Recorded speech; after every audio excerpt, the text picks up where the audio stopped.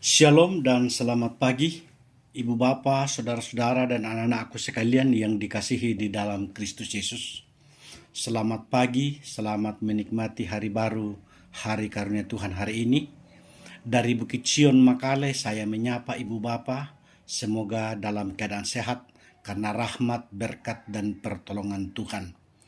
Kita akan memulai aktivitas kita hari ini, namun sebelumnya kita akan membaca, mendengarkan, dan merenungkan firman Tuhan dari Efesus pasal 5 ayat 1 sampai dengan ayatnya yang ke-9.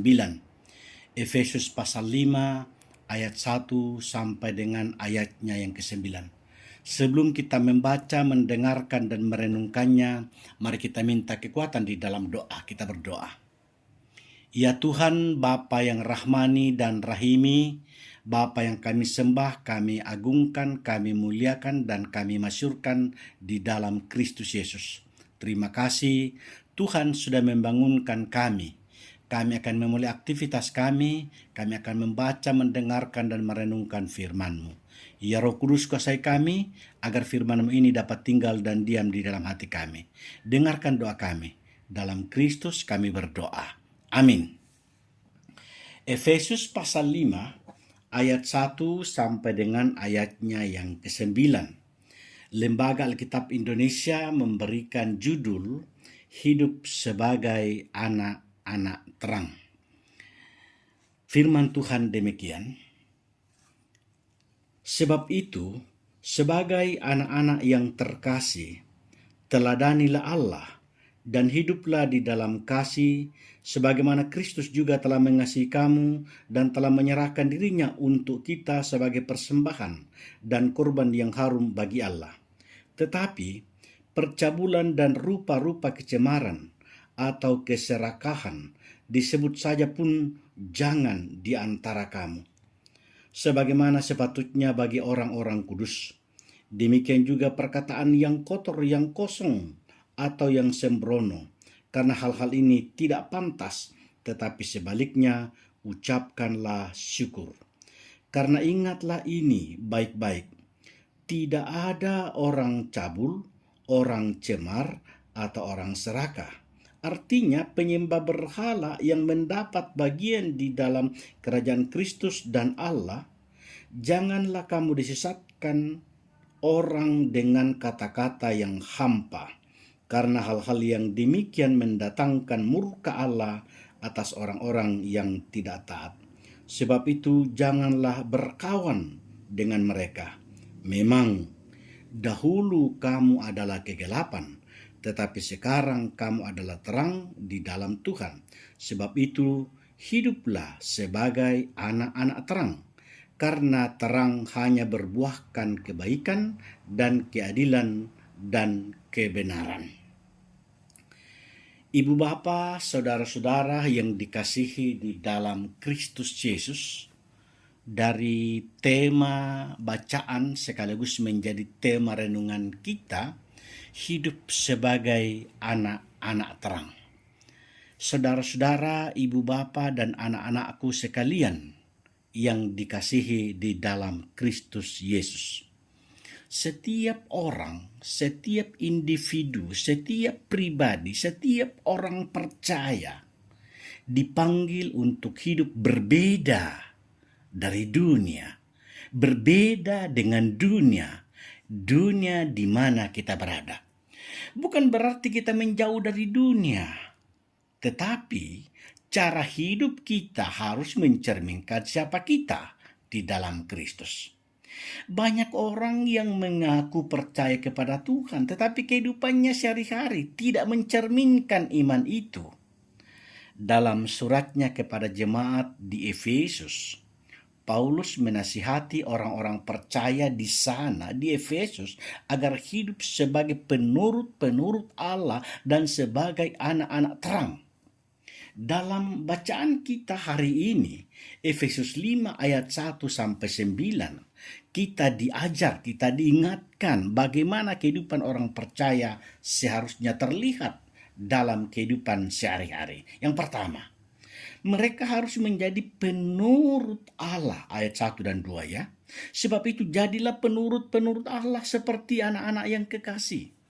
Di sini Paulus mengingatkan bahwa kita, ibu bapak, saudara dan saya adalah anak-anak yang dikasihi Allah. Anak biasanya meniru orang tuanya. Jika seorang anak hidup dekat dengan ayahnya, ia akan meniru cara bicaranya, sikap ayahnya, perilaku ayahnya. Demikian juga kita dipanggil sebagai anak-anak Tuhan untuk meniru karakter Allah. Bagaimana caranya?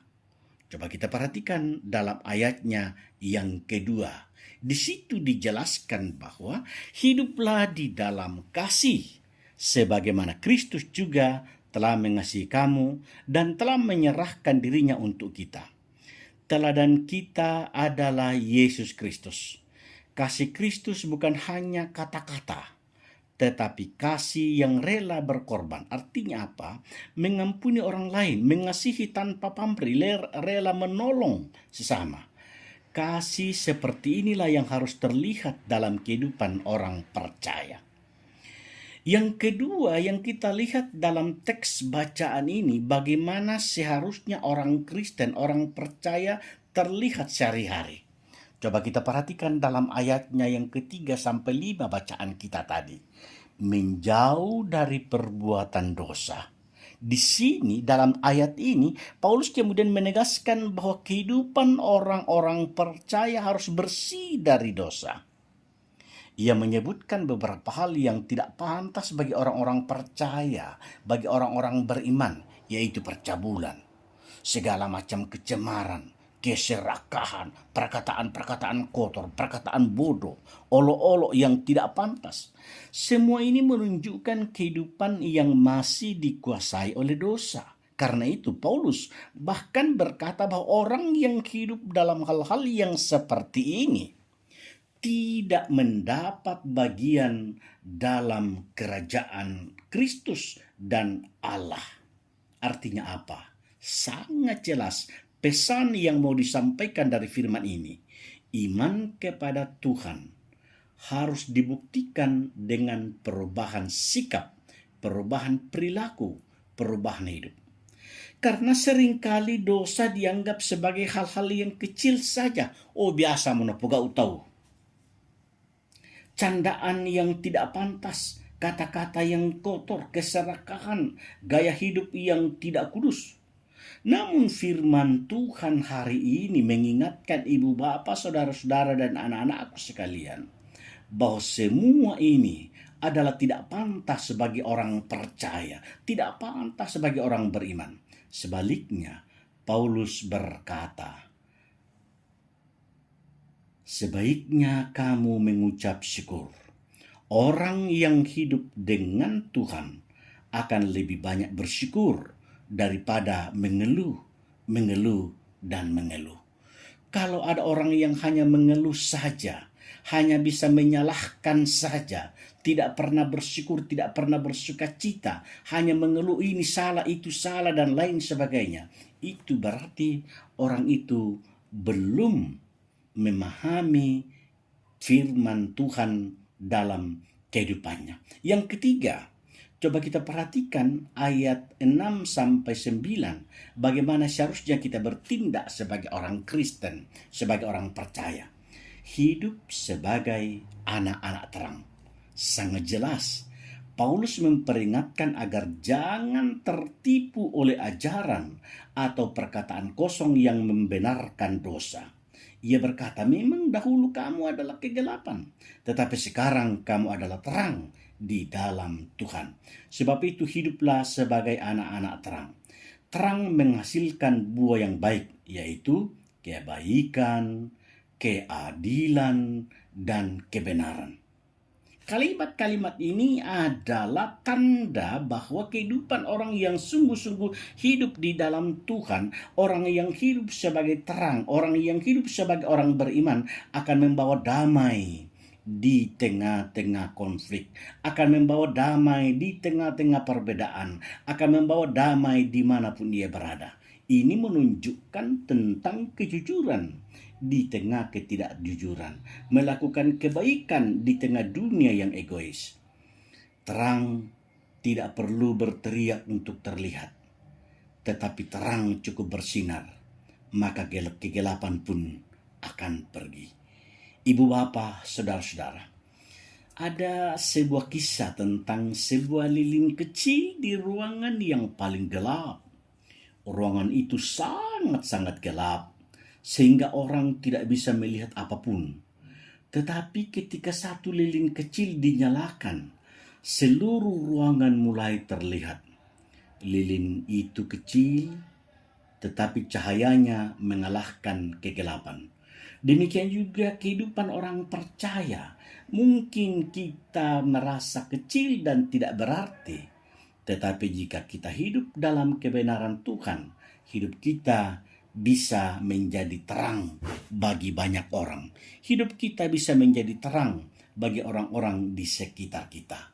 Maka melalui firman Tuhan yang kita baca, kita dengarkan, kita renungkan hari ini dari Efesus pasal 5 ayat 1 sampai 9, Tuhan mengingatkan ibu bapa, saudara dan saya hal-hal yang penting. Yang pertama, bahwa menjadi penurut Allah dan hidup dalam kasih.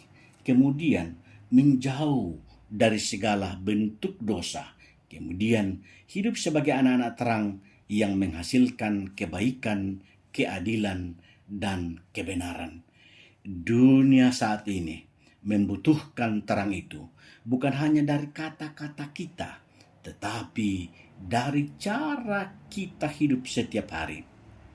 Kiranya melalui hidup kita, orang lain dapat melihat kasih Kristus dan memuliakan Tuhan, karena ibu bapa, saudara dan saya menjadi surat Kristus yang dapat dibaca oleh semua orang.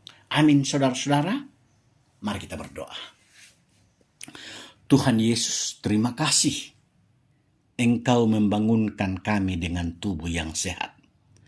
Engkau memperdengarkan firman-Mu kepada kami. Engkau menolong, membimbing, dan memberkati kami. Hari ini, setelah kami mendengarkan firman-Mu, setelah kami diterangi oleh firman-Mu, kami siap mengangkat tugas dan tanggung jawab kami. Kami siap beraktivitas di bawah tuntunan, lindungan, dan penyertaan Tuhan. Kami percaya Tuhan akan selalu bersama-sama dengan kami. Berkati setiap kegiatan kami, baik sebagai petani, sebagai pedagang, sebagai naradidik, sebagai ASN, sebagai tenaga keamanan, sebagai tenaga medis, apapun tugas dan profesi kami yakin dan percaya Tuhan akan menolong, membimbing, dan memberkati kami, agar kami boleh menjadi saluran berkat-Mu di tengah-tengah kehidupan kami. Bapa di surga, berkati setiap pergumulan kami, berkati para orang tua dalam masa lansia yang dalam ketidakberdayaan secara fisik, berkati orang-orang yang terpenjara, berkati orang-orang yang terkungkung, berkati orang-orang dalam masalah ekonomi, yang bergumul dalam masalah keluarga, dalam masalah pendidikan. Oh Tuhan, kasihani mereka, biarlah ya Bapa, mereka boleh bersyukur, mereka boleh bersuka cita karena kuasa, kasih, rahmat, berkat, dan pertolongan Tuhan. Berkati para pemberita-pemberita Injil-Mu di muka bumi ini. Berikan mereka kekuatan dan kemampuan, berikan mereka kesanggupan agar mereka senantiasa menjadi saksi-Mu di tengah-tengah dunia ini. Pakailah kami setiap orang, pakailah kami setiap saat menjadi saksi-Mu di mana kami berada. Berkati bangsa dan negara kami, berkati pemerintah kami, secara khusus di daerah kami Tanah Toraja ini. Berkati bupati dan wakil bupati, berkati Forkopimda beserta jajarannya, kami percaya Tuhan memakai mereka semuanya sebagai saluran berkat-Mu, sehingga di daerah kami yang ada hanyalah sukacita dan damai sejahtera. Dengarkan doa kami, dengarkan permohonan kami. Kami meminta, kami bersyukur di dalam Kristus Yesus, Tuhan dan Juru Selamat kami. Amin. Pada moto, kurus semangat, pongong pasake ki masola nasang.